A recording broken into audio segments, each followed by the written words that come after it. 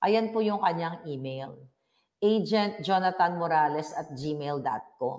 Diretso po niya kayo masasagot, yung mga nagpapahatid ng tulong, yung mga nag-i-email sa akin, yung sa email ko, bibigyan ko pa rin kayo ng information, pero mas mabuti, diretso po yung tulong niyo sa kanya. Mga kababayan, actually, hindi niya to alam. Okay? May interview lang siya. Gusto kong sabihin dito, huwag kayong umalis. Nakarating sa akin na sa May 20, okay, paplano siyang arestuhin sa papaanong paraan. Pinapa-confirm pa natin to, okay? Pinapa-confirm pa natin to, pero kailangan nyong malaman, meron daw, okay, allegedly, ayon sa ating informante, na final na cyber libel case kay Agent Morales. Ibi-verify ko, pero bakit kailangan ko tong sabihin sa inyo? Dahil ang plano ng bangag na gobyernong ito, no, pwede sumigaw, nasa office pala ako ngayon. Okay? Mga palangga. Ang plano ng bangag na gobyernong ito ay hindi nila ipapatuloy si Morales sa susunod na hearing. So nagtanim sila, nag-fabricate sila, allegedly, ng cyber libel case. Para pagpasok ni Morales sa Senado, dadamputin siya. Alam nyo yan. Pwede pong mangyari, pwedeng hindi. Pero ayon sa ating informante, Maharlika, kailangan mong sabihin sa taong bayan.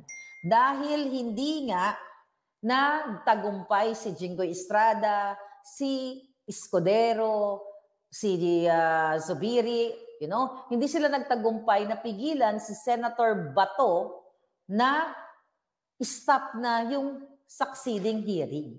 So ang kanilang evil plan, may tatlong kaso, merong silang final na bago, yung cyber libel, estafa, at 3 tao daw ang nag-file ng case. Ngayon, bago ito. Yung cyber libel, 2 weeks ago lang daw final. So, tinanong ko tinanong ko si Jonathan Morales, kanina, si Sir, kung may natanggap ba siya. Ang sabi, ayoko lang kasi sirain yung moment niya, sa interview. Sabi ko, Sir, may natanggap ba kayong, awaran, sa PINA o anything na document dito sa cyber libel? Wala siyang kaalam-alam. Ngayon, sabi ko sa kanya, sige, let's talk about that. Mag-live na tayo kasi wala na tayong oras. Okay?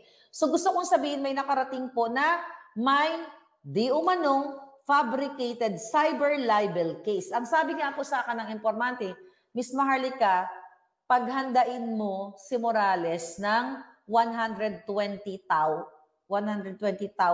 pesos ba? Kasi yung piyansa daw sa cyber libel case is 40,000 dyan sa Pilipinas. 40,000 pesos plus doon sa dalawang case, basta total of 120,000. Ang sabi sa akin, kung may mga kakilalang abogado na tutulong kay Morales, paalertuhin niya na bago pa siya pumunta doon sa Senate. Ready na para kung ano yung mga legal nila, kung mayroon na siyang warrant of arrest na hindi niya alam, makapagpiyansa agad siya, then may abogado siya na tutulong sa kanya.